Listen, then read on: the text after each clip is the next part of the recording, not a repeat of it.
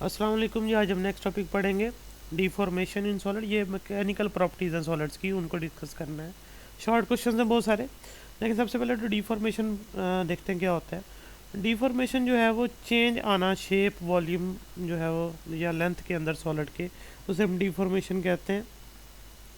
जैसा कि फ़र्ज़ करें एक सॉफ्ट रबड़ बॉल है, जैसे यहाँ दिखाई भी हुई है, तो उसको आप अगर अपने हाथ में पकड़ के स्क्वीज़ करते हैं, इनवर्ट स्क्वीज करते हैं, यानी कि वो सिकुड़ना शुरू करेगी, उसका वॉल्यूम कम होना शुरू हो जाएगा, शेप चेंज होना शुरू हो जाएगी। तो बॉल में जो चेंज आएगा उसके वॉल्यूम में, शेप में, उसे हम डिफॉर्मेशन का नाम देते हैं। तो अगर हम ये प्रेसिंग फोर्स जो है ये इसको रिमूव कर देंगे, स्क्वीज़ करना बंद कर देंगे, तो डेफिनेटली वो बॉल वापस अपनी ओरिजिनल शेप में वापस आ जाएगी। ओरिजिनल जो उसकी स्फेरिकल शेप होगी या वॉल्यूम होगा उसमें वापस आएगी जब आप एक्सटर्नल फोर्स रिमूव करेंगे। तो अगर इसी तरह एक रस्सी है, उसको दोनों एंड से आपने पकड़ा है और उसको आप खींच रहे हैं, दोनों तरफ से फोर्स लगाई जा रही है, उसकी लेंथ में ज़री सी बात है वो थोड़ा इजाफा हो जाएगा। तो वो जो स्ट्रिंग की लेंथ में इजाफा होगा वो ज़्यादा हो सकता है अगर आप ज़्यादा फोर्स लगाएंगे, लेकिन एक लिमिट के अंदर। उसके बाद फिर आप अगर एक्सटर्नल फोर्स रिमूव करते हैं तो वो स्ट्रिंग अपनी ओरिजिनल पोजीशन पे आ जाएगी, ओरिजिनल लेंथ के अंदर आ जाएगी। तो ये जो प्रॉपर्टी है, ये जो आप फोर्स लगाते हैं तो किसी भी सॉलिड की शेप, लेंथ या वॉल्यूम जो है वो उसमें चेंज प्रोड्यूस होता है एक्सटर्नल फोर्स की वजह से, इसे हम डिफॉर्मेशन का नाम देते हैं। तो अब नेक्स्ट है distortion and state of stress. यानी जब आप फोर्स लगाते हैं तो ज़ाहिर सी बात है जो अंदर एटॉमिक लेवल पे क्या होता है वो बता रहे हैं यहाँ पे। क्रिस्टलाइन सॉलिड जो है उसके अंदर एटम मॉलिक्यूल आपको पता रेगुलरली अरेंज होते हैं, इक्विलिब्रियम पोजीशन के ऊपर हेल्ड होते हैं, और वो इंटरमॉलिक्यूलर फोर्सेस जो होती हैं उनके दरमियान उस पर भी डिपेंड करता है कि वो कितना एक मटेरियल जो है ना वो डिफॉर्म होता है।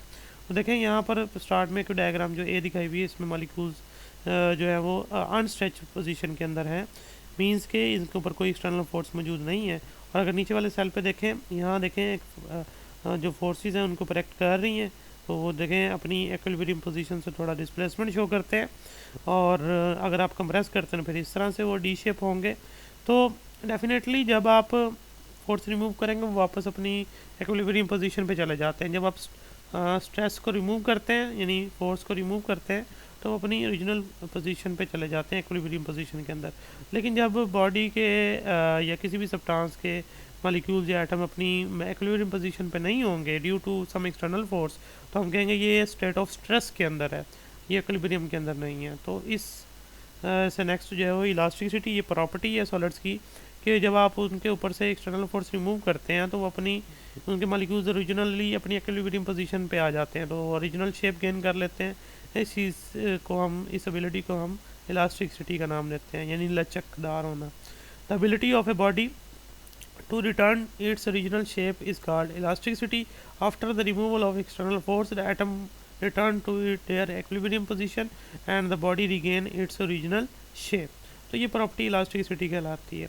नेक्स्ट है स्ट्रेस क्या होगा और इसकी टाइप्स बताएं। स्ट्रेस देखें, अभी हमने बात की फोर्स लगाने की जिससे लेंथ वॉल्यूम शेप चेंज होती है, तो वो फोर्स अगर पर यूनिट एरिया पे एक्ट कर रही है और उसकी वजह से शेप लेंथ वॉल्यूम चेंज हो रहा है, हम इसे स्ट्रेस का नाम देंगे। तो stress is equal to force over area, sigma से डिनोट करते हैं, एफ ओवर ए, यूनिट जो है वो न्यूटन पर मीटर स्क्वायर होता है या फिर पास्कल बोलते हैं। और इसमें 3 टाइप्स हैं, टेंसाइल स्ट्रेस, कंप्रेशनल स्ट्रेस और शेयर स्ट्रेस, इसको वॉल्यूमेट्रिक स्ट्रेस भी कहते हैं। तो टेंसाइल स्ट्रेस जो है वो उसमें क्या होगा, फोर्स पर यूनिट एरिया जब एक्ट करेगी तो लेंथ में चेंज आए अगर, तो उसे हम नाम देते हैं ये टेंसाइल स्ट्रेस है। और अगर हम फोर्स पर यूनिट एरिया लगाएंगे तो जिससे वॉल्यूम में चेंज प्रोड्यूस हो तो उसे हम नाम देते हैं ये वॉल्यूमेट्रिक स्ट्रेस है या फिर कंप्रेशनल स्ट्रेस है। उसके बाद तीसरी चीज़ शेयर स्ट्रेस है। अगर फोर्स पर यूनिट एरिया जो है वो शेप में चेंज प्रोड्यूस करे तो उसे हम शेयर स्ट्रेस बोलते हैं। तो स्ट्रेस की डेफिनेशन और ये 3 टाइप्स जो है शॉर्ट क्वेश्चन में पूछी जा सकती हैं, तो याद रखना है। लेंथ में जो चेंज प्रोड्यूस करेगी स्ट्रेस उसे टेंसाइल, वॉल्यूम में चेंज करेगी तो कंप्रेशनल, और शेप में चेंज करेगी तो शेयर स्ट्रेस कहेंगे, फोर्स पर यूनिट एरिया जो होगी। उसके बाद नेक्स्ट है स्ट्रेन। देखें, आपने स्ट्रेस अप्लाई की, वॉल्यूम शेप या लेंथ चेंज हो गई, तो वो जो चेंज हुआ है उसको ओरिजिनल शेप वॉल्यूम लेंथ के साथ अगर आप उसका कंपैरिजन करते हैं उसे हम स्ट्रेन का नाम देते हैं। तो देखें, measure of fractional deformation of solid due to stress applied on it is called strain. यानी कि आप मेजर करेंगे डिफॉर्मेशन कितनी हुई है तो उसे हम स्ट्रेन का नाम देंगे।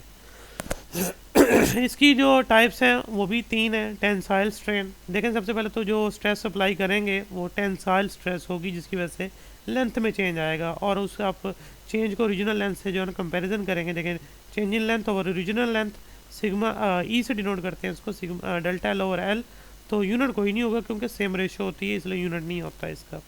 नेक्स्ट है वॉल्यूमेट्रिक्स और कंप्रेसिव स्ट्रेन। तो वॉल्यूमेट्रिक स्ट्रेन ये होगा कि जब आप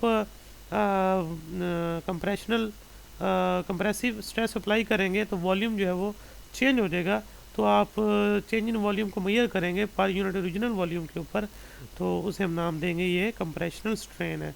देखिए change in volume over original volume delta V over V not.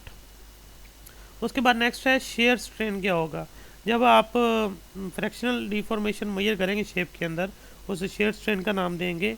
Means जब आप शेयर स्ट्रेस अप्लाई करेंगे तो डेफिनेटली शेप में चेंज आएगा, वो चेंज आप मेजर करेंगे। जैसे ये क्यूब दिखाया हुआ है, ऊपर देखें फोर्स लेफ्ट से राइट एक्ट करी, नीचे लेफ्ट राइट से लेफ्ट, दोनों फोर्सेस जो है ना उसकी शेप को चेंज करती हैं।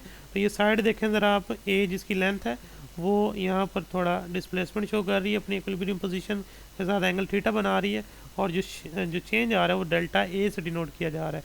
तो ये परपेंडिकुलर ट्रायंगल अगर देखें तो ये परपेंडिकुलर, और ये बेस जिसे आप ए कहेंगे, और ये हाइपोटेन्यूज। तो यहाँ से आप tan थीटा लगा के जो है ना वो ये डेल्टा ए फाइंड कर सकते हैं। तो गैमा से डिनोट करते हैं डेल्टा ए ओवर ए, जो कि tan थीटा के बराबर होगा। तो फिर जब थीटा जो स्मॉल हो तो tan थीटा अप्रोक्सीमेटली थीटा के बराबर होता है। नेक्स्ट देखें elastic constants, modulus of elasticity. देखें अंडर हुक्स लॉ, जो आपने नाम सुना होगा मे बी चैप्टर 9 क्लास में, कि जो हुक्स लॉ है उसके अकॉर्डिंग जब आप स्ट्रेस अप्लाई करते हैं तो स्ट्रेन प्रोड्यूस होता है, लेकिन वो जो चेंज आता है वो टेम्परेरी होता है अंडर इलास्टिक लिमिट। तो ये जो रेशो है किसी भी सब्सटेंस के लिए स्ट्रेस और स्ट्रेन की, वो कांस्टेंट रहती है। उस कांस्टेंट का नाम हम रखते हैं मॉडुलस ऑफ इलास्टिसिटी। लेकिन इसके लिए कंडीशन ये है कि वही एक्सटर्नल फोर्स जो है वो टू लार्ज ना हो, तो ये रेशो जो है हमेशा कांस्टेंट रहेगी एक मटेरियल के लिए, तो ये मॉडुलस ऑफ इलास्टिसिटी कहलाता है। नेक्स्ट इसका यूनिट देखें स्ट्रेस और स्ट्रेन। स्ट्रेस का तो न्यूटन पर मीटर स्क्वायर था, स्ट्रेन का कोई यूनिट नहीं है तो न्यूटन पर मीटर स्क्वायर या फिर पास्कल ही बोलेंगे। नेक्स्ट इसकी भी 3 टाइप्स हैं मॉडुलस ऑफ इलास्टिसिटी की भी। यंग मॉडुलस, अगर तो रेशो होगी टेंसाइल स्ट्रेस और टेंसाइल स्ट्रेन की तो डेफिनेटली उसे हम यंग मॉडुलस कहेंगे। वाई से डिनोट करते हैं, सिग्मा ओवर ई आ गया, सिग्मा की वैल्यू एफ ओवर ए और ई की value delta L over L हो गया। उसके बाद बल्क मॉडुलस है, ये रेशो होगी जो है स्ट्रेस वॉल्यूमेट्रिक स्ट्रेस और वॉल्यूमेट्रिक स्ट्रेन की, जिसे बल्क मॉडुलस कहते हैं। ये नॉर्मली लिक्विड और गैसेस के लिए यूज़ करते हैं। K is equal to F over A और डेल्टा वी ओवर वी आ जाएगा। उसके बाद नेक्स्ट लास्ट जो है वो शेयर मॉडुलस है। अगर आप रेशो लेंगे शेयर स्ट्रेस और शेयर स्ट्रेन के अंदर तो उसे हम शेयर मॉडुलस का नाम देंगे। जी से डिनोट करते हैं, सिग्मा ओवर गैमा, तो एफ ओवर ए ओवर tan थीटा आ जाएगा। तो ये 3 टाइप्स थी मॉडुलस ऑफ इलास्टिसिटी की। इससे पीछे स्ट्रेन और उसकी 3 टाइप्स, और उससे पीछे स्ट्रेस और उसकी 3 टाइप्स, ये याद रखनी है। इसके अलावा इलास्टिसिटी क्या होता है वो याद रखना है, शॉर्ट क्वेश्चन में पूछा जा सकता है। तो ये सारे ही शॉर्ट क्वेश्चन हैं, ये आपने याद रखने हैं, इस चैप्टर के अंदर से बनाए जाते हैं। जैसे मैंने आपको पहले भी बताया कि इस चैप्टर के थ्योरी के शॉर्ट क्वेश्चन जो है वो बहुत इंपॉर्टेंट समझे जाते हैं और वो पेपर में भी आते हैं। तो नेक्स्ट फिर इंशाल्लाह हम नया टॉपिक स्टार्ट करेंगे, वो लॉन्ग क्वेश्चन होगा आपका, और फिर उसमें भी जो शॉर्ट क्वेश्चन बनते होंगे वो भी बता दूंगा। तो नेक्स्ट फिर देखेंगे। अल्लाह हाफिज़।